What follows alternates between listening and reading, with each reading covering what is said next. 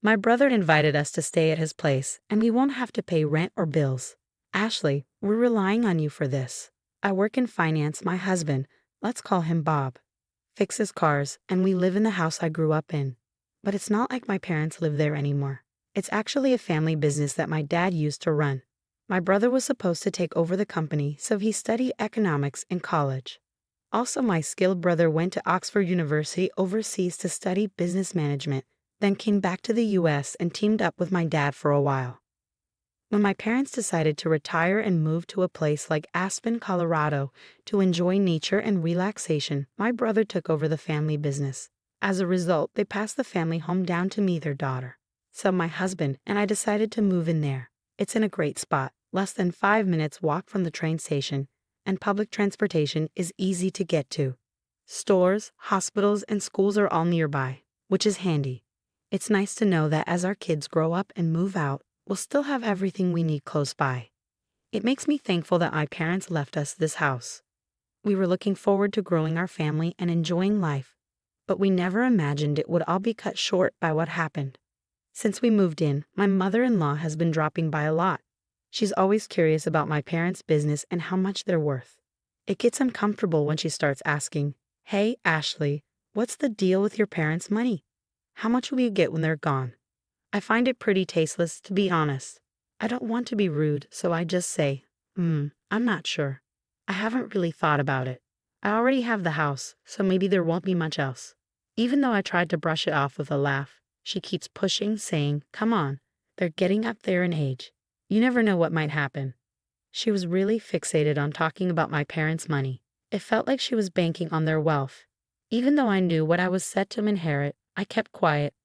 I didn't want to spill the beans to my mother-in-law or my husband, who's pretty close to her. But then, out of nowhere, something unbelievable happened. One holiday morning, around 8 a.m., the doorbell rang, and when I answered it, there were movers standing there. My mother-in-law and my brother-in-law's family had moved in without warning. I was completely caught off guard when the movers showed up. My mother-in-law and brother-in-law's family just waltzed in with big smiles, announcing they were moving in. Their enthusiasm sent shivers down my spine. When I turned to my husband for an explanation, he shrugged it off, saying, "What's the big deal if Mom and the others crash here? We've got plenty of space." He acted like it was no big deal to have them move in. I was already shocked enough by the sudden living arrangement, but then my sister-in-law dropped a bombshell. "Our brother invited us, Ashley. He said we don't have to pay rent or bills, so we're relying on you." Meanwhile, my brother-in-law started claiming rooms without asking, saying, "This room looks nice. Let's have it, Bob. Move everything out into the hallway."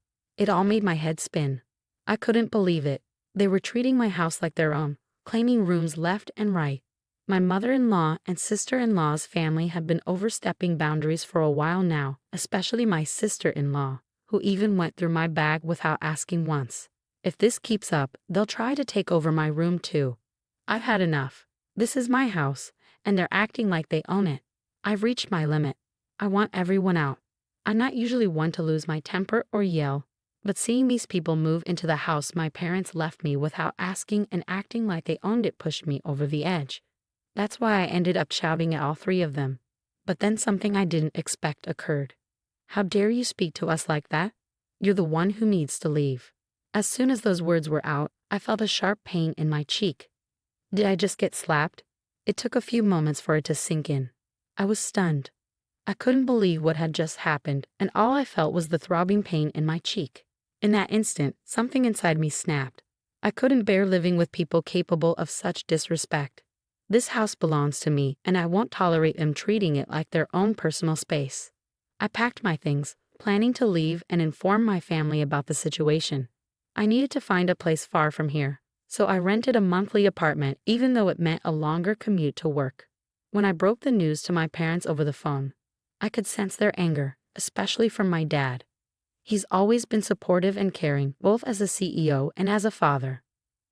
I didn't want to drag my parents, who were about to retire, into this mess, but I had no choice. My inherited home was being taken away from me, and I had to do something about it. While I was staying in the monthly apartment, I was certain that my husband and his family were making themselves at home in my house. So I decided to take action based on suggestions from my brother and father. A few days later, during my break, I checked my phone to find numerous missed calls and messages from my husband. I knew exactly why he was reaching out. I had arranged for the water and electricity to be cut off. Since our house relies solely on electricity and we haven't installed solar panels yet, it must be quite challenging without power, especially in the heat. My husband's calls were probably about dealing with the situation. Just as I was about to ignore it, he called again, perfectly timing his call with my break. Hey, what's happening? There's no electricity and the water's not running. Did you turn off the electricity and water? I could sense the panic in my husband's voice over the phone. Since the house is mine and I'm not living there anymore, it only makes sense to cut off the utilities, right? That's why I had it done. I can't bear the thought of paying bills for a house I'm not even living in. So of course I had them shut off. But my husband was livid, demanding that I reinstate the contracts immediately. Just because he wants it doesn't mean I'll agree. If they want utilities, they should handle it with their own finances. Yet they always say, it's your house, so you should pay. But their actions contradict their words. Regardless, I have no plans to renew the contracts or foot the bill. If they're unhappy about it, they should leave the house. With that, I ended the call because my break was over. Later on, my mother-in-law, sister-in-law, and brother-in-law each called me separately. They were all complaining about the lack of electricity and water. They griped about how hot and uncomfortable their rooms were and how inconvenient it was without running water. But those were their problems, not mine. After hearing them out, I firmly told them to sort it out themselves and ended the calls. I thought they were just being greedy and assumed they'd give up and leave soon. However, even after a week passed, they showed no signs of leaving. So I decided to take further action. I sought advice from my father's company lawyer and asked him to send a notice to my husband. The notice was about trespassing. They had unlawfully entered my property without permission, forced me out, and were now occupying it as if it were theirs. I warned them, all four of them, that I was considering legal action. Why did I receive a lawyer's letter? Did it have to come to this? My husband, clearly taken aback and unprepared for my strong response, approached me seeking a compromise. I knew they cared deeply about their reputation, and the thought of being sued would be a severe blow to them. They wanted to avoid legal trouble, but they also didn't want to give up their current lifestyle. So they were likely trying to persuade me to let them stay. I could see through my husband's intentions perfectly. Despite this, I refused to entertain their pleas. My husband finally snapped, losing his temper even though he was at work. He shouted at me, demanding that I back down and drop the lawyer, but his outburst didn't faze me. If anything, it only irritated me further. Who do you think you are, taking over someone else's house? I thought to myself, no matter how much you shout, I won't change my mind. If you insist on squatting there, I'll take legal action.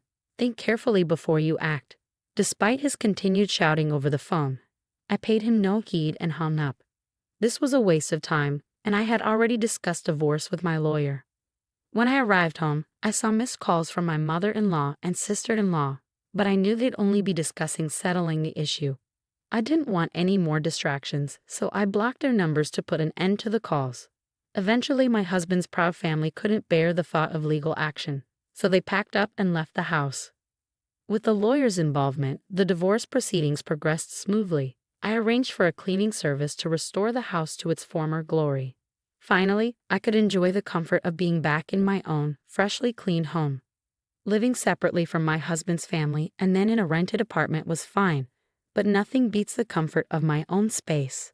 Although some parts of the house are showing signs of wear, I'll need to think about renovating soon.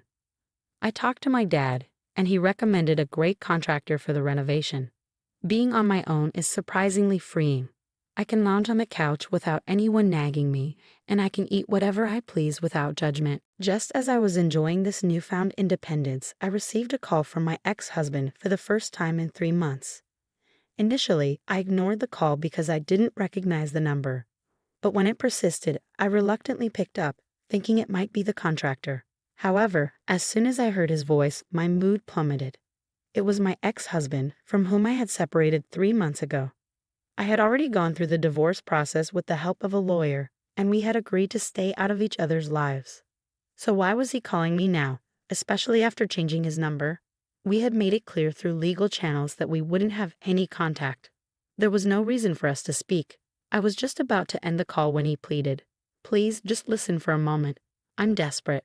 Reluctantly, I stayed on the line. It turned out his company was facing financial trouble, and he was facing a pay cut. On top of that, his mother's health was deteriorating, leaving her unable to work. My sister-in-law and her husband are struggling financially. He's unemployed, and she's juggling multiple part-time jobs just to keep up. Unfortunately, most of her earnings are going towards paying off his debts. Meanwhile, my ex-husband is facing a pay cut, making it even harder for him to make ends meet. As they poured out their troubles to me, all I could muster was a detached, "Okay, I see." After all, these are the same people who invaded my home without permission, disregarded my rights, and then tried to force me out. It's hard to summon any sympathy for them. Their problems are their own to deal with. There's nothing I can do to help. My ex-husband's desperation only escalated. Please don't turn your back on us. We're on the brink here. We won't even have a roof over our heads or food on the table tomorrow. Remember, we used to be a family. Can't you help us? His voice trembled with near tears, but I remained unmoved. When I faced difficulties, he offered no support and even joined my mother-in-law in belittling me. Just like her, my sister-in-law and brother-in-law looked down on me, mocking my appearance and traditional values. They shunned me for being too old-fashioned. Their insults cut deep, yet they showed no remorse. As for my mother-in-law, she exacerbated the situation by pressuring me to conceive, subjecting me to strange remedies, scheduling unnecessary doctor's visits, and spreading rumors of my infertility. Looking back, my marriage held no redeeming qualities. My ex-husband, who used to be so caring before our marriage, transformed into a puppet controlled by my mother-in-law after we tied the knot. On the day my mother-in-law barged into our home, I happened to be out for an appointment. She expressed disappointment to my husband, saying I wanted to see Ashley, but she wasn't here. I want us to be friends, but I'm saddened. Upon hearing his mother's distress, my ex-husband lashed out at me without considering my side of the story. She claims she wants us to get along, but all she does is criticize me. Has my son lost weight because your cooking is so terrible? She says things like this loudly, whether we're at home or out in public. With her and my sister-in-law and brother-in-law all ganging up on me, there's no chance for us to have a harmonious relationship. I can't deal with people who behave like this anymore. No matter what you say, my decision stands. I can't assist you, so I'm ending this call now, and I don't want to hear from you again. With that, I hung up and blocked the new number. Knowing my ex-husband, he might change his number to reach me again. So I planned to change mine over the weekend. But before I could, they violated the lawyer's agreement. At 11 p.m., they showed up at my door, demanding entry and assistance. Open the door. We're family. You should take care of us. Their loud banging and shouting disregarded the late hour. What's going on at this hour? Please go home. You're disturbing the neighbors. When I approached the door, they seemed ready to force their way in. So I tried speaking through the intercom, but they ignored it, continuing to bang on the door and cause a commotion.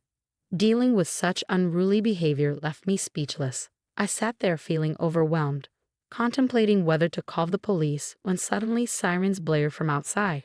It seemed a neighbor had taken action. Hearing the police approaching, the group, startled, assumed I had made the call and attempted to flee. But they were surrounded by onlookers, leaving them with no escape route. Soon the officers arrived and escorted them to the police station. I was questioned about the incident and provided a detailed account.